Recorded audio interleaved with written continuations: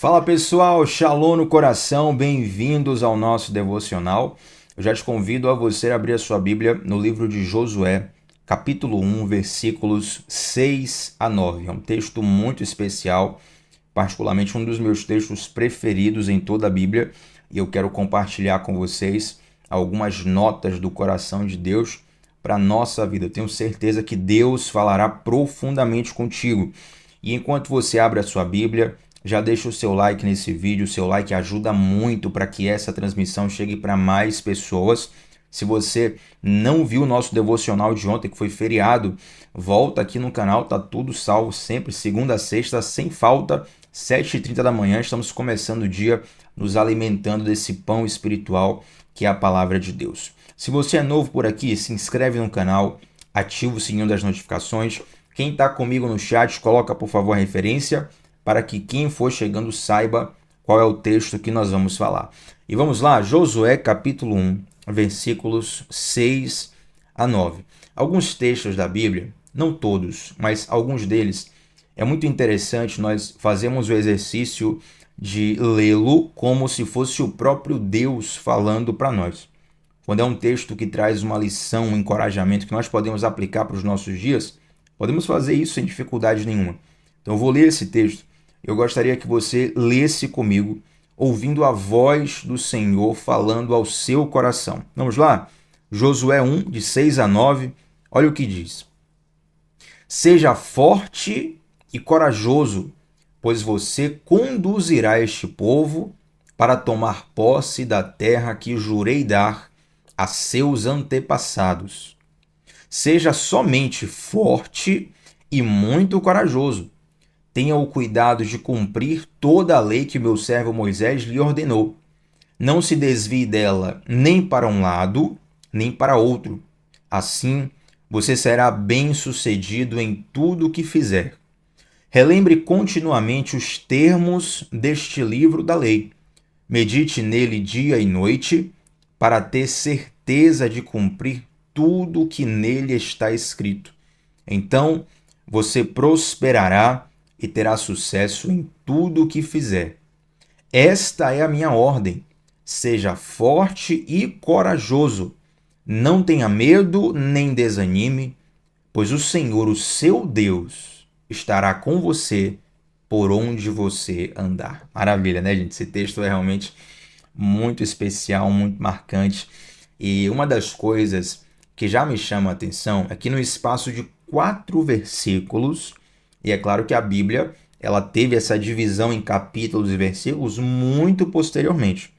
Então, na verdade, nós temos um pequeno pedaço de texto onde, num espaço muito pequeno, Deus fala 3 vezes para Josué. Seja forte e corajoso. Ele fala no versículo 6, no versículo 7 e no versículo 9. 3 vezes, seja forte e corajoso. E a repetição no texto bíblico não tem a ver com redundância.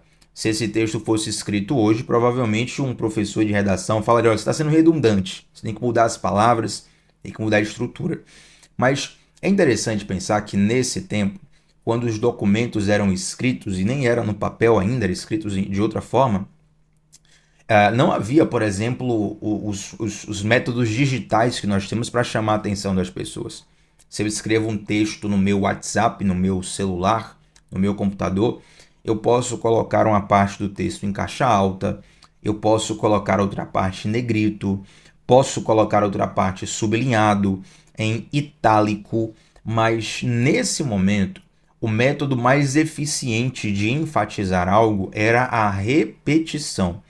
Então, o fato de Deus repetir para Josué 3 vezes no espaço de 4 versículos a expressão seja forte e corajoso, isso significa que Josué de fato precisaria muito da força de Deus e da coragem de Deus para aquilo que viria de agora em diante. Qual o contexto disso aqui?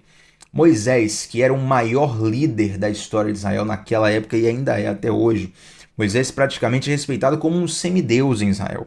É o maior líder da história de Israel. Moisés e Davi talvez sejam as 2 figuras ali mais apaixonantes para o povo de Israel, por assim dizer. E Moisés havia acabado de morrer Moisés que abriu o Mar Vermelho, que fez sair a água da rocha, que fez as 10 pragas lá no Egito, que participou da saída do Egito. Este profeta, esse grande estadista, esse grande líder espiritual, havia morrido e havia então um contexto de luto, de tristeza, de incerteza, porque Moisés havia morrido e havia ali um espaço para uma nova liderança. E Josué era um capitão do exército de Israel. Ele assessorava diretamente Moisés e naquele momento Deus o levanta para ser o novo líder da nação de Israel. O que eu quero te dizer é que muitas vezes, no momento de luto, no momento de tristeza, no momento de grande desencorajamento, a palavra de Deus chega aos nossos corações como ela nunca chegou outrora. Uma das razões de nós passarmos, digamos, por desertos espirituais, por situações emocionalmente tristes, difíceis, desafiadoras, é que nesses momentos nós temos a oportunidade de enxergar as coisas da vida com uma ótica bem específica.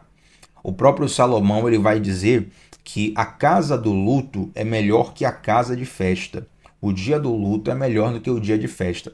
E quando Salomão fala isso, muitos anos depois dessa passagem aqui, a ideia de Salomão não é dizer que o luto é melhor porque eu me sinto melhor no luto, porque eu gosto mais da tristeza.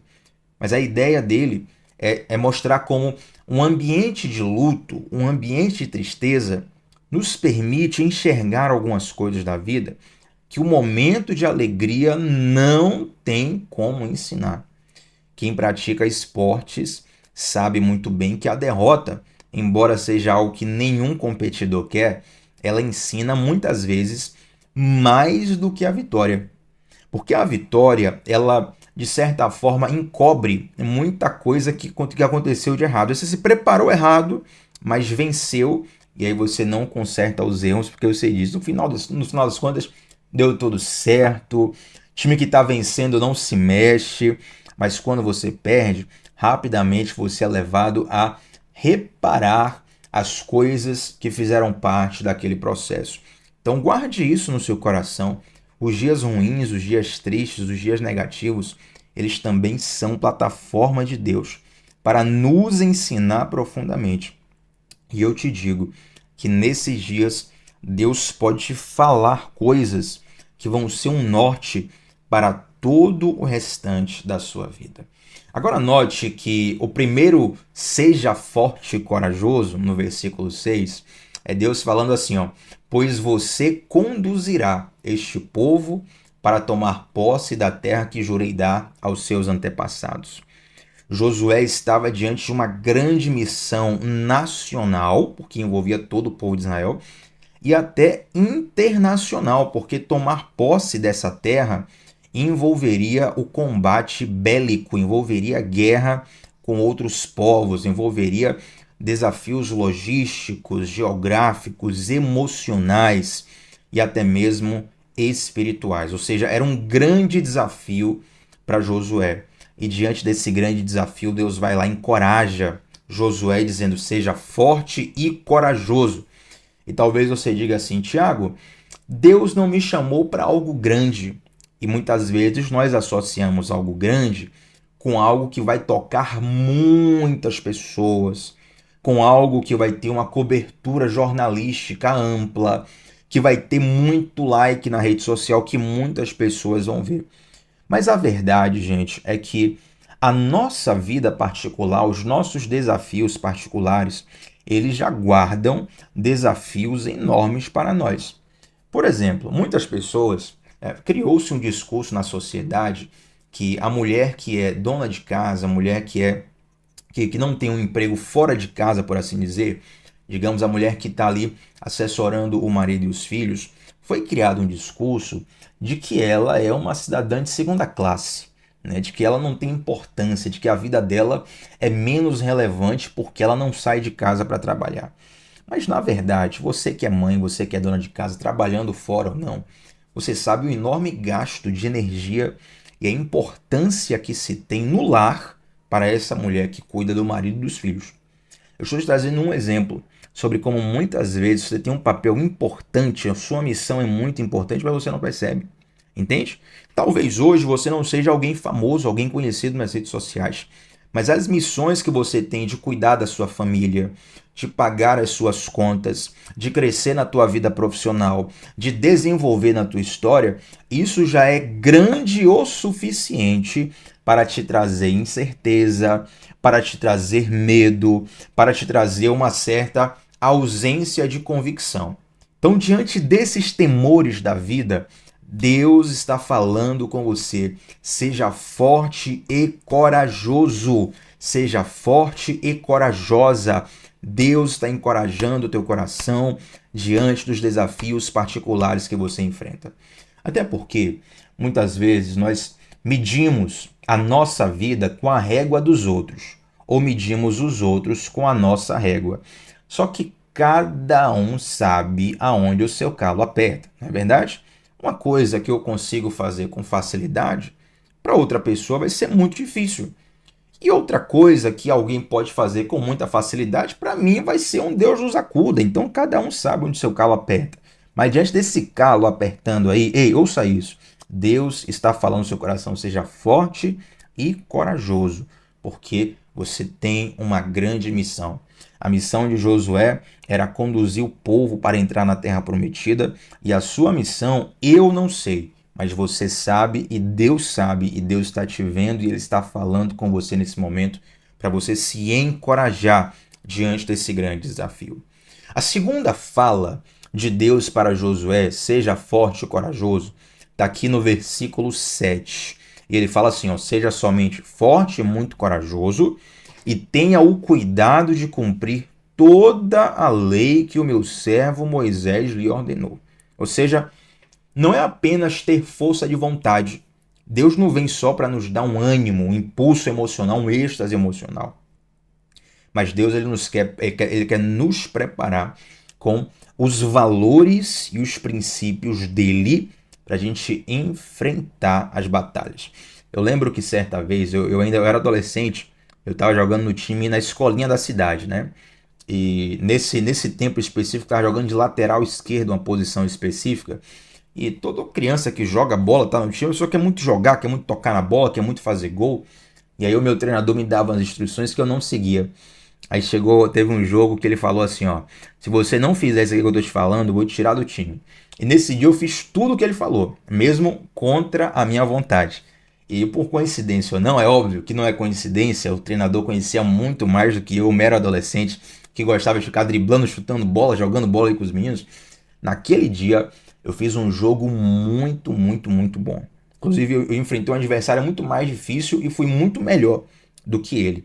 E aí no final da partida o treinador me parabenizou diante de todo o time.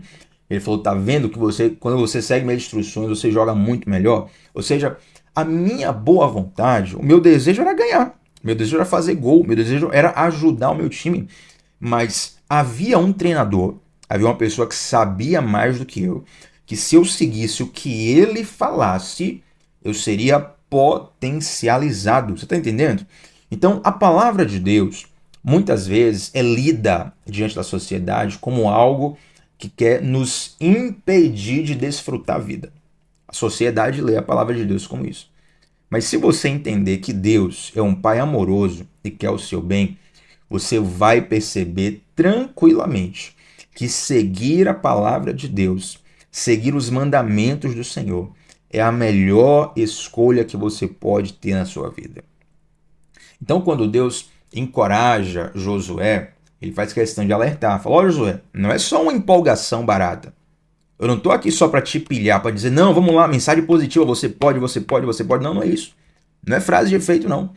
Você vai ser forte, você vai ser corajoso, mas para que essa força e essa coragem possam ser canalizadas para o bem, você vai ter que seguir o livro da minha lei, os mandamentos que eu dei a Moisés. Entende?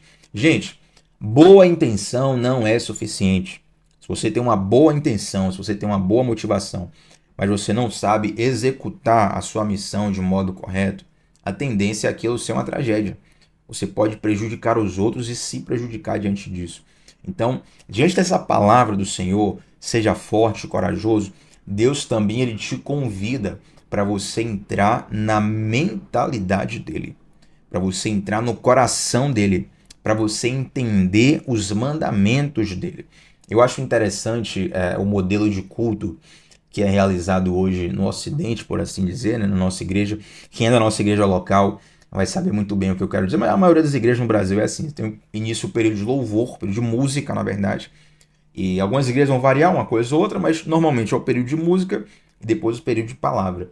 Eu acho muito interessante isso porque a música, ela, além de ensinar, a música tem um valor de ensino também muito forte, mas a música ela toca nas emoções de um modo muito especial.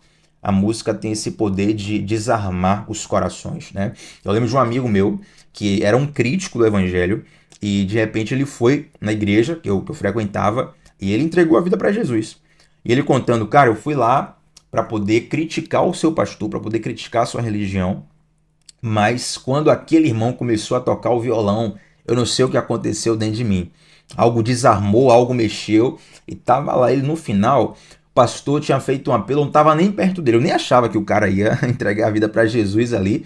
E ele foi sozinho mesmo, o desejo do coração dele, e fez uma aliança com Cristo. A música ela tem esse valor. Mas note que a ideia não é te emocionar por te emocionar, sabe? A ideia é preparar a tua mente e o teu coração, porque depois vem a palavra, vem aquilo que vai ser assertivo para a sua vida, vem a direção, o ensino, o fundamento sólido para a sua vida. Então Deus, ele não quer apenas te envolver numa emoção profunda. A emoção tem uma função muito específica, muito importante, mas você precisa comer e beber dos fundamentos da palavra de Deus. Isso é que vai te sustentar, porque muitas vezes, diante de uma grande luta, diante de uma grande tentação, você não vai estar emocionado, você não vai estar num ambiente de louvor e adoração, aquela coisa. Você vai estar no dia a dia, na correria do dia a dia, pressão, entendeu? Agonia, pânico, aquela correria toda na cabeça, e ali os fundamentos do Senhor aqui vão realmente ser um norte, vão ser uma luz para o teu coração. E a última vez, a terceira vez em que Deus fala para Josué, seja forte e corajoso, é no versículo 9. Ele fala assim, ó, não tenha medo, nem desanime. E assim como Deus estava falando para Josué, eu quero que você entenda que Deus está falando para você neste momento, agora, exatamente agora. Não tenha medo, nem desanime. E é claro, gente, quando a palavra de Deus fala assim, não tenha medo, eu mesmo já ministrei aqui, eu acho muito saudável. Nós entendemos que o medo, ele faz parte de nós, ele está aqui para nos proteger. Essa expressão não tenha medo significa não entre em pânico, não se desespere. Né? O problema não é o medo, o problema é o pânico, quando você se descontrola por causa do medo. Então Deus fala assim, não tenha medo e nem desanime, pois o Senhor, o seu Deus, estará com você por onde você andar. Note que essa palavra, seja forte e corajoso, não tenha medo nem desanime, ela tem um fundamento, ela tem uma razão. Não é porque um coach ou um treinador mental te mandou falar isso ou repetir isso na frente do espelho. Não é porque alguém da rede social pediu para você compartilhar essa frase. Não é porque crença qualquer diz que se você falar vai acontecer porque existe tal poder. A ideia não é essa. Existe um fundamento na nossa fé. Sabe por que você não precisa ter medo nem desanimar? O próprio Deus traz um motivo para isso. Porque eu estarei com você por onde você andar. Aí eu te pergunto, você já viu Deus fisicamente com os seus olhos? Você tem uma selfie com Deus para me mostrar? Você tem um vídeo, você fez uma live no Instagram, né? Live no Instagram, @fulano de tal com @Deus. Deus está lá fazendo a live com você. Não temos isso. Mas mesmo sem vermos materialmente a pessoa de Deus, nós podemos sentir e perceber a presença dele. Eu lembro que certa vez até comentei aqui, e daqui a um tempo eu vou me debruçar de modo mais profundo sobre isso, mas eu falava sobre nós termos a consciência da presença. Por quê? Tem alguns momentos onde você consegue de fato sentir a presença de Deus. Você está ouvindo uma canção, você está vivendo uma experiência, você está em tal lugar e de algum modo você sente a presença de Deus. Talvez você não consiga nem explicar, mas você tem convicção que Deus está ali porque você sentiu a presença dele de algum modo. Ou quando alguém te fala uma palavra profética, quando você lê algo na Bíblia que fala o teu coração, você fala, uau, senti a presença de Deus, que Deus está comigo. Mas tem momentos, gente, onde nós não sentimos sensorialmente a presença de Deus. A gente não chora, a gente não arrepia, a gente não tem nenhuma reação fisiológica a essa presença que às vezes acontece.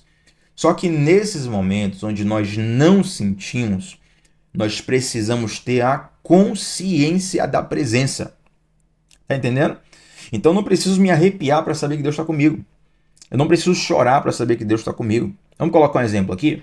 Digamos que você seja um executivo, você está ali discutindo, você está construindo um contrato de grande importância para a sua empresa.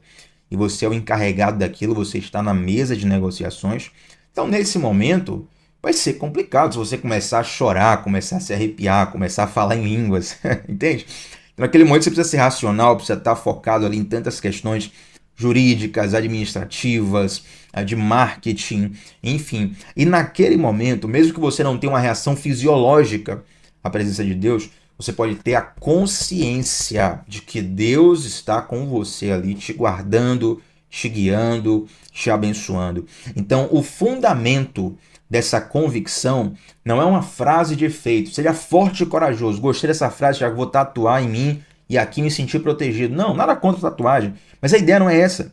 A ideia é você entender que essa força e essa coragem estão em você, não porque você é melhor do que os outros, mas porque Deus está contigo por onde quer que você andar. Nós precisamos desenvolver essa convicção tão profunda, gente, tão profunda, que a gente não precisa fazer força para acreditar que Deus está conosco. Entende? Quando nós somos incrédulos, de fato, nós precisamos fazer força para acreditar naquilo. Ou então a gente precisa sempre de alguém falando, né? Às vezes quando você está enfraquecido, triste, já entrando naquele ambiente de incredulidade, desistência, aí Deus manda alguém para falar com você. Por quê? Porque Deus sabe que você está precisando. Deus sabe que se não tiver alguém falando contigo, se não tiver esse devocional aqui, se não tiver essa palavra na Bíblia, você vai desistir. Mas a ideia é você ter uma convicção tão forte, tão profunda, que você nem precisa fazer força para entender que Deus está contigo por onde quer que você for. E com essa convicção, eu quero encerrar aqui. Eu achei interessante a fala de um pregador e ele falando sobre o significado de força e coragem. Por que Deus fala seja forte e corajoso? É interessante que essa expressão também é a mesma utilizada lá para Gideão, né? Quando Gideão está todo triste, desencorajado, chateado. E aí o anjo do Senhor chega para Gideão e fala assim, varão valoroso, o Senhor é contigo. Homem valente, o Senhor é contigo. E essa expressão, gente, é interessante porque o forte é fácil de entender, né? Ser forte, é estar bem preparado para uma situação. Mas a coragem é a valentia na ausência de força. Coragem é valentia na ausência de força. Então, quando você vai enfrentar uma luta que é muito maior do que você, um desafio que é muito maior do que você não tem força, você não se sente forte, mas você é corajoso, você é valente para ir adiante, para enfrentar mesmo sem essa força. Então, você está sendo corajoso. Ou seja, quando você não se sentir forte, a Bíblia fala assim, ó, é na fraqueza que o poder de Deus se aperfeiçoa. Quando você não se sentir forte, aí é a hora de você se apoiar mais ainda no poder de Deus, entende? Porque nem sempre vai ser na força do seu braço. Como assim, Thiago? Nem sempre. Porque às vezes Deus coloca a força no seu braço, e você vai lá e realiza. É Deus que te abençoa e você vai lá e executa. Mas tem momentos que você fala assim, Deus, olha, se não for o Senhor descer aqui e fazer um milagre gigante, essa situação não vai ter jeito. Aí nesse momento você não vai nem se sentir forte, mas mesmo fraco você tem valentia para enfrentar a situação. Essa é a definição de coragem. Então Deus está falando com você hoje. Seja forte, corajoso, seja forte, corajosa, porque eu estou com você por onde quer que você andar. Amém, gente? Receba essa palavra no seu coração. Se você precisar, repita isso durante o dia. Volte a esses versículos, a Josué capítulo 1, versículos 6 a 9. Medite, declare, treine a sua mente, treine o seu coração para entender o que Deus quer ministrar na sua vida através disso. Vamos orar juntos? Senhor Deus, eu te dou graças por essa palavra. Eu oro a Ti para que o Senhor possa nos fortalecer e nos encorajar. Coloca o nosso coração posicionado nas coisas corretas, no lugar correto, debaixo da Tua presença, fundamentado na Sua palavra. E desperta em nós a cada dia a consciência de que o Senhor está conosco por onde quer que nós andemos. Em nome de Jesus, amém. Gente, deixa um like nesse vídeo, seu like ajuda demais, faz muita diferença. Eu sei que tem gente que ouve o devocional no carro, ou ouve na televisão de casa, e na televisão, no carro, não tem um botão do like. Abre o celular rapidinho, deixa o like lá, faz muita diferença. Se inscreve aqui no canal, segunda a sexta, 7h30 da manhã. Começamos o dia meditando na palavra. E deixa um comentário aqui do que Deus falou ao seu coração através desse devocional. Eu vou ler todos os comentários e respondê-los durante o dia. E isso me ajuda a entender como Deus está ministrando na sua vida, tá bom? A gente se vê por aí, gente. Shalom no coração. Até a próxima. Tchau, tchau.